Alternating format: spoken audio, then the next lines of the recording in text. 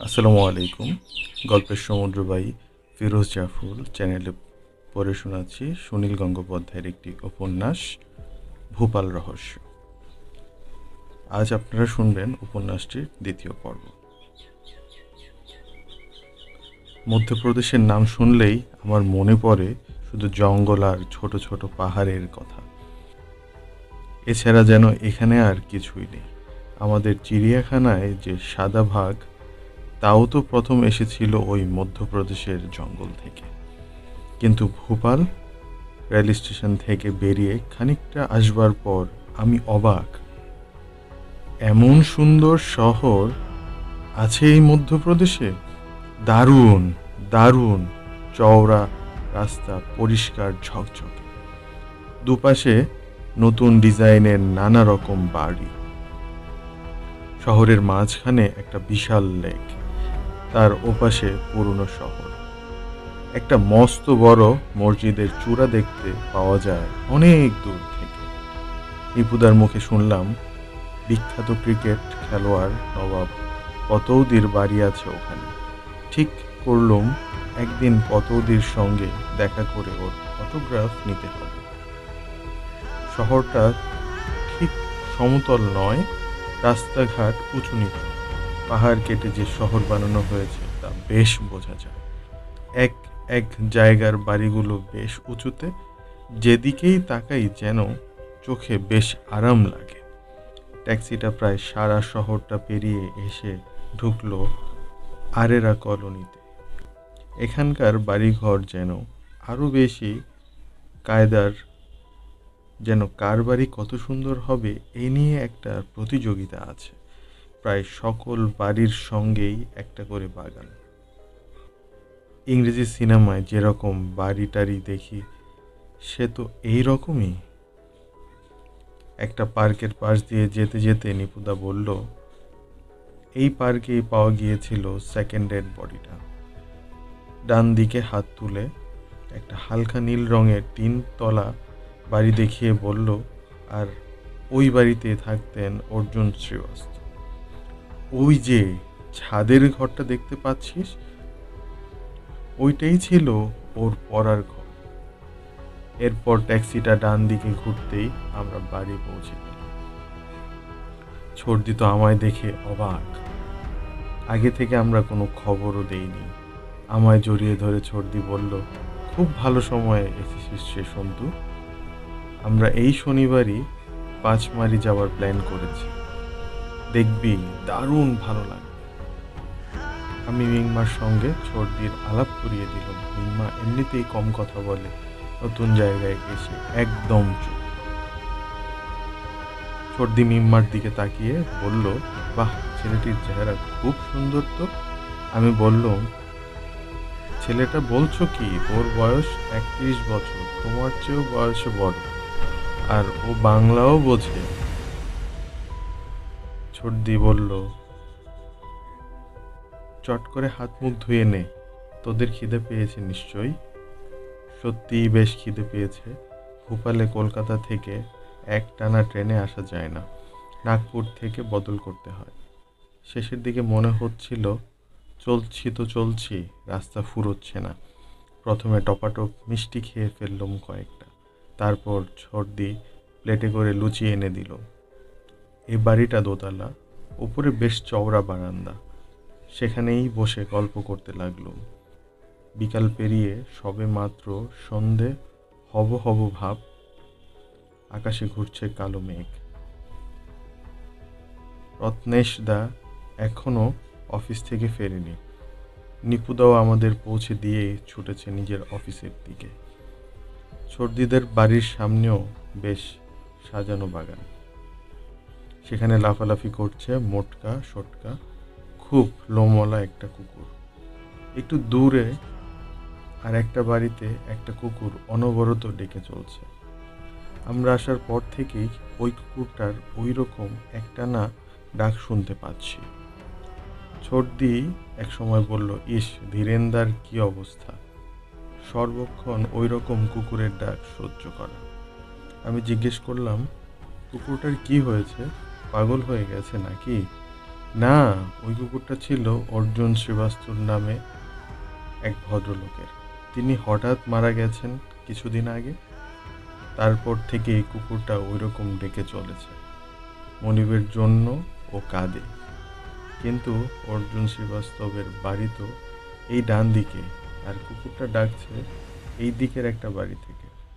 ছোটদি একটু অবাক হয়ে তাকালো আমার দিকে, তারপর বলল, ও নিপু বুঝি এর মধ্যে তোদের সব বলেছে? শ্রীবাস্তবজি মারা যাওয়ার পর কুকুরটাকে দেখাশোনা করবার কেউ ছিল না। উনি তো একলাই কুকুরটাকে নিয়ে থাকতেন। সেই জন্য ধীরেনদা নিচের বাড়িতে কুকুরটাকে নিয়ে এসেছেন। ধীরেনদাকে? নিপু, তোদের ধীরেনদার কথা কিছু বলেননি? নামটা শুনেছি একবার। সন্ধেবেলা তোদের নিয়ে যাব ধীরেনদাদের বাড়িতে।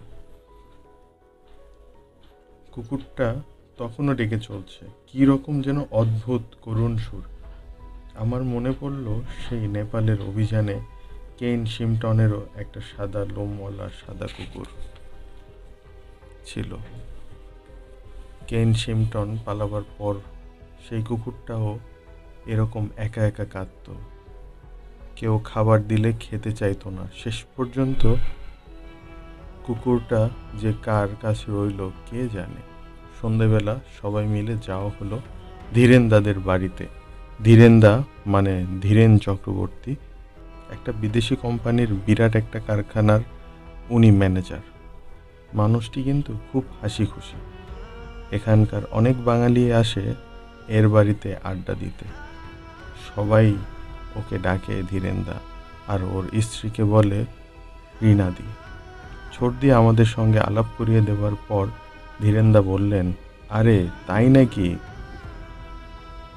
এই তাহলে পাহাড়চূড়ার আতঙ্কের সেই হিরো সন্তু আর এই সেই মিংমা। আজ তো দুজন খুব বিখ্যাত মানুষ এসেছে আমাদের বাড়িতে।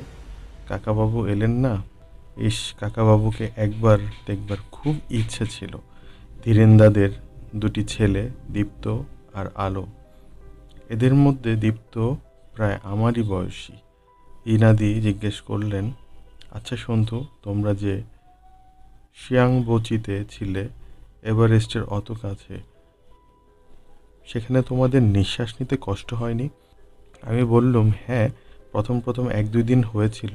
আমাদের সঙ্গে অক্সিজেন মাস্কও ছিল, কিন্তু পরে সেগুলোর দরকার হয়নি, এমনি অভ্যাস হয়ে গিয়েছিল। ধীরেনদা বললেন, পাহাড় চূড়ায় আতঙ্কের হীরেরা এসেছে, আজ ওদের মাগুর মাছ খাওয়াবো।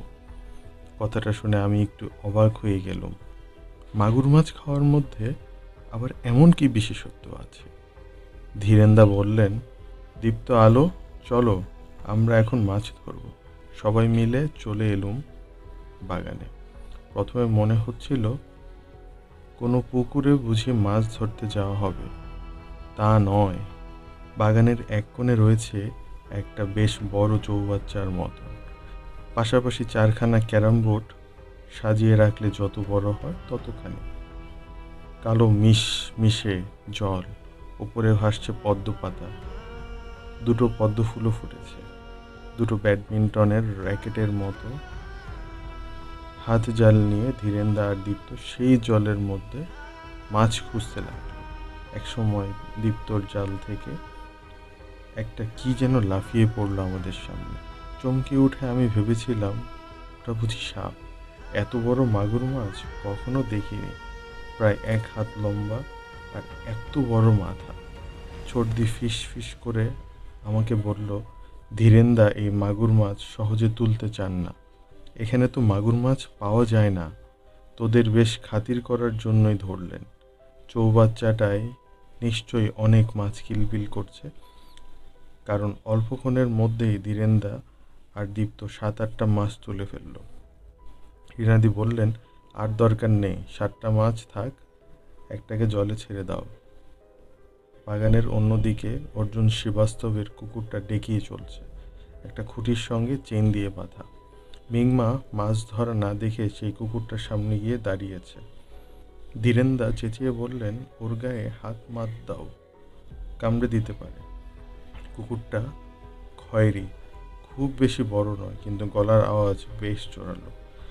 মিংমা কুকুর খুব ভালোবাসে। কাছে দাঁড়িয়ে কুকুরটাকে লক্ষ্য করল একটুক্ষণ, তারপর খপ করে এমন কায়দায় ওর ঘাড়টা এক হাতে চেপে ধরল যে কুকুরটার কামড়াবার কোনো সাধ্য রইল না। অন্য হাত দিয়ে মিংমা কুকুরটার লোমের ভেতরে থাকা পোকা বাঁচতে লাগলো। বড় বড় এঁটুলি কুকুরটার ডাক থামিয়ে দিয়েছে। মনে হলো বেশ আরাম পাচ্ছে। ধীরেন্দা বললেন, এই মিংমার তো বেশ এলেম আছে। কুকুরটাকে এ পর্যন্ত কেউ সামলাতে সাহস পায়নি। আমি বললুম, আচ্ছা ধীরেন্দা, অর্জুন শ্রীবাস্তবের ঘরটা একবার দেখতে পারি? ঘরটা কি বন্ধ আছে? ধীরেন্দা বললেন, কেন, তুমি এখানে গোয়েন্দাগিরি করবে নাকি? বেশ তো। ছর্দি বলল, না না, সন্তুর ওসবে মাথা গলাবার দরকার নেই। মা আমাকে চিঠি লিখে বারণ করে দিয়েছে। কাকাবাবুর সঙ্গে থাকলেও না হয় আলাদা কথা ছিল। ধীরেন্দা বললেন, কাকাবাবু নেই বটে, কিন্তু আমরা তো আছি। সন্তুর অভিজ্ঞতা আছে, সেই সঙ্গে যদি আমরাও সাহায্য করি তাহলে হয়তো খুনকে ধরে ফেলা যেতে পারে। মধ্যপ্রদেশের সরকার এর মধ্যেই 10,000 টাকা পুরস্কারের ঘোষণা করেছে।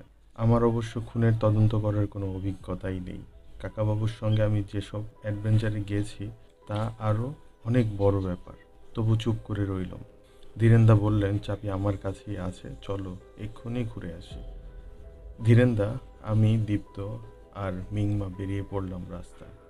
মিংমা কুকুরটাকেও সঙ্গে নিয়ে এলো। 3 তলার উপর শুধু দুখানা ঘরের ফ্ল্যাট আর ছাদ।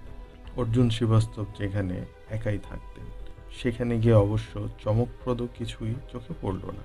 দুখানা ঘরেই ঠাসা বইপত্র, প্রায় সব বই ইতিহাস বিষয়ে। মনে হয় যেন বই ছাড়া অর্জুন শ্রীবাস্তবের আর কোনো সম্পত্তি ছিল না। কোথাও মারামারি ধস্তাধস্তির কোনো চিহ্নই নেই। 2টো বক্স আর একটা আলমারি আছে, সেগুলোও তালা ভাঙা হয়নি, চাবিও পাওয়া গিয়েছিল। পুলিশ এসে খুলে দেখেছিল যে ভেতরে ঘাটাঘাটি করেনি কেউ। ধীরেন্দা বললেন, পার্কে অর্জুন শ্রীবাস্তবের দেহ যদিও পাওয়া গিয়েছিল ভোরবেলা, কিন্তু ডাক্তারি পরীক্ষায় জানা গেছে তাকে খুন করা হয়েছিল রাত 1-1:30টার দিকে। অত রাত্রে অর্জুন শ্রীবাস্তবই কি নিজে পার্কে গিয়েছিলেন, না চেনা কেউ তাকে বাইরে ডেকে নিয়ে গিয়েছিল? কুকুরটা এখানে এসে আবার চেঁচাতে শুরু করল। ও নিশ্চয়ই অনেক কিছু জানে, কিন্তু আমরা যে ওর ভাষা বুঝি না।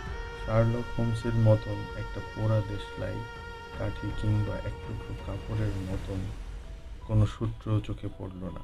তবু আমরা উকিঝুঁকি দিয়ে দেখতে লাগলাম খাটের তলা টলা। ধীরেন্দা জিজ্ঞেস করলেন, কি হে সন্তু, কিছু বুঝতে পারলে? আমি চুপ করে রইলাম। অনেক বইতে পড়েছি বড় বড় ডিটেকটিভরা কোনো সূত্র বা প্রমাণ পেলেও প্রথম দিকটায় কিছু বলতে চান না। আমার একবার মনে হলো কাকাবাবু এখানে উপস্থিত থাকলে কি করতেন। তিনি কোন কোন জিনিস পরীক্ষা করতেন আগে। হয়তো তিনি এই বইগুলোই পড়তে শুরু করে দিতেন। অর্জুন শ্রীবাস্তবের বিছানাটা এখনও এরকমভাবেই পাতা আছে, চাদরে কোনো ভাঁজ নেই। মনে হয় রাতে শ্রীবাস্তবজি শুতেই যাননি। বিছানাটার দিকে তাকাতেই আমার গা শিরশির করছে। এই বিছানায় কদিন আগেও একজন মানুষ শুয়েছে, আজ সে বেঁচে নেই। ধীরেন্দা বললেন, শ্রীবাস্তবজি ছিলেন আমার বন্ধু, অতি নিরহ শান্ত মানুষ। তাকে যে কেউ ওরকম ভয়ঙ্করভাবে খুন করতে পারে বিশ্বাসই করা যায় না। খানিকক্ষণ বাদে আমরা চলে এলুম সেখান থেকে। তারপর ধীরেন্দার বাড়িতে থাকা হলো অনেক রাত পর্যন্ত। গল্প হলো অনেক রকম। আমরা এই শনিবারই পাঁচমারি বেড়াতে যাচ্ছি শুনে ধীরেন্দা বললেন, ইস, আমরাও আর একটা গাড়ি নিয়ে তোমাদের সঙ্গে গেলে পারতাম, কিন্তু শনিবার তো হবে না। সেদিন আমাদের কোম্পানির এক সাহেব আসছে আমেরিকা থেকে। ছর্দি বলল, একটু চেষ্টা করে দেখুন না ধীরেন্দা, কোনো রকমে ম্যানেজ করতে পারেন না? আপনি গেলে খুবই ভালো হতো। ধীরেন্দা বললেন, কোনো উপায় নেই। ঠিক আছে, তোমরা পাঁচমারি থেকে ঘুরে এসো, এরপর আমি তোমাদের আরেক জায়গায় নিয়ে যাব। ছর্দি বলল, কোথায়? সাঁচি তো আছেই, সেখানে যে কোনো দিনও যাওয়া যেতে পারে। আমি তোমাদের নিয়ে যাব ভেটকায়। ভীম ভেটকায়? সে আবার কোন জায়গা? নাম শোনোনি তো? যারা ভোপালে বেড়াতে আসে তারা সবাই সাঁচি স্তূপ দেখে কিংবা পাঁচমারিতে যায়, কিন্তু আমার মতে ভীম ভেটকাই সবচেয়ে ইন্টারেস্টিং জায়গা। তোমাদের মতো যারা ভোপালে এসে বেশ কিছুদিন আছে তারা ওই জায়গার নামটাই শুনিনি। রিনাদি বললেন, ওই ভীম ভেটকা তোদের ধীরেন্দার খুব ফেভারিট জায়গা। অবশ্য অবশ্য গেলে তোদেরও খুব ভালো লাগবে। ওই অর্জুন শ্রীবাস্তবই আমাদের প্রথম ভীম ভেটকায় নিয়ে গিয়েছিলেন। তার আগে আমরাও নাম জানতুম না। ভীম ভেটকা নামটা শুনে আমারও কীরকম অদ্ভুত লাগলো। ওই রকম কোনো জায়গার নাম শুনলেই যেতে ইচ্ছে করে। যাই হোক, আগে তো পাঁচমারি ঘুরে আসা যাক। পরের দিন নিপুদা আমাদের গাড়ি করে ভোপালের বিখ্যাত লেক দেখিয়ে আনলো। নবাব পতৌদির বাড়িতেও গেলাম, কিন্তু সেখানে গিয়ে শুনলাম পতৌদি এখন ভোপালে নেই, অস্ট্রেলিয়ায় টেস্ট খেলা দেখতে গেছেন। শনিবার সকালে পাঁচমারি যাওয়ার জন্য আমরা তৈরি হচ্ছি। রত্নেশ দা একটা বড় স্টেশন ওয়াগন জোগাড় করে এনেছে। আমরা সবাই তো যাবই, ধীরেন্দার ছেলে দীপ্তও যাবে আমাদের সঙ্গে। এর মধ্যে দীপ্তর সঙ্গে আমার বেশ ভাব হয়ে গেছে। একে একে সব জিনিস তোলা হচ্ছে। পাঁচমারিতে নাকি রাতে খুব শীত পড়ে, তাই নিতে হচ্ছে কম্বল টম্বল। রত্নেশ দার সঙ্গে নিলেন একটা শর্টগান, যদি শিকার টিকার কিছু করা যায়। আগেই শুনেছিলাম পাঁচমারিতে যাওয়ার পথে বাঘ দেখা যেতে পারে। নিপুদা একটা ছোট্ট রেডিও এনে বলল, এটা কেউ সঙ্গে নিয়ে যায়, কি বলো? ওখানে গিয়ে গান টান শোনা যাবে। রেডিওর ব্যাটারি ঠিক আছে কিনা দেখবার জন্য নিপুদা একবার ওটাকে চালালো। সঙ্গে সঙ্গে আমরা শুনতে পেলাম একটা দারুণ দুঃসংবাদ। রেডিওতে তখন স্থানীয় খবর শোনাচ্ছে। তাতে জানা গেল যে বিখ্যাত পণ্ডিত এবং ভোপাল বিশ্ববিদ্যালয়ের ইতিহাসের প্রধান অধ্যাপক ডক্টর চিরঞ্জীব সাক্সেনাকে গত 24 ঘন্টা ধরে খুঁজে পাওয়া যাচ্ছে না। ছর্দি বলল, সর্বনাশ। রত্নেশদা বলল, চুপ করো, আগে শুনতে দাও পুরো খবরটা। আরও জানা গেল যে ডক্টর সাক্সেনা একটা আন্তর্জাতিক সম্মেলনে যোগ দেওয়ার জন্য ভেনিসে গিয়েছিলেন। সেখান থেকে পরশু রাতে ফিরেছে ভোপালে। রাত্রে যথারীতি খাওয়া দাওয়া করে ঘুমিয়েছিলেন। সকালবেলা থেকে তাকে আর পাওয়া যাচ্ছে না। বাড়িতে তিনি কিছু বলে যাননি। এমনভাবে হঠাৎ উধাও হয়ে যাওয়ার কোনো কারণ নেই। এর আগে যে 3টি বীভৎস হত্যাকাণ্ড হয়েছে তার জের টেনে ডক্টর সাক্সেনা সম্পর্কেও চরম আশঙ্কা করা হচ্ছে। পুলিশ সারা মধ্যপ্রদেশ জুড়ে তল্লাশি শুরু করেছে এবং দিল্লিতে সিবিআইকেও জানানো হয়েছে। নিপুদা বলল, এই রে, আর দেখতে হবে না, ওকেও মেরেছে। চুপ করো, আগে থেকেই এরকম বলতে শুরু করো না, এখনও তো কিছু পাওয়া যায়নি। নিপুদা বলল, ওর মতো একজন শিক্ষিত বয়স্ক লোক কারুকে কিছু না বলে বাড়ি থেকে চলে যাবেন? এ কি হয়? এ নিশ্চয়ই গুম খুনের কেস। রত্নেশ বলল, আমাদের অফিসের ওই যে বিজয় সাক্সেনা, তার তো আপন কাকা হননি। একদিন বিজয়ের বাড়িতে ওর সঙ্গে আলাপ হয়েছিল। এমন সৌম্য চেহারা যে দেখলেই ভক্তি হয়। ওই রকম মানুষের যে কোনো শত্রু থাকতে পারে তাই তো বিশ্বাস করা যায় না। নিপুদা বলল, এখন হোল ইন্ডিয়াতে ডক্টর সাক্সেনার মতো ইতিহাসের বড় পণ্ডিত আর কেউ নেই। এত জায়গা থেকে ওকে চাকরি দেওয়ার জন্য সেধেছে, কিন্তু উনি ভোপাল ছেড়ে কোথাও যেতে চান না। এই সময়ই এসে পড়ল খবরের কাগজ। তাতেও প্রথম পাতাতে ডক্টর সাক্সেনার ছবি দিয়ে বড় বড় অক্ষরে খবরগুলো বেরিয়েছে। ছর্দি আর নিপুদা কাগজটা আগে পড়বার জন্য কারাকারি করতে লাগলো।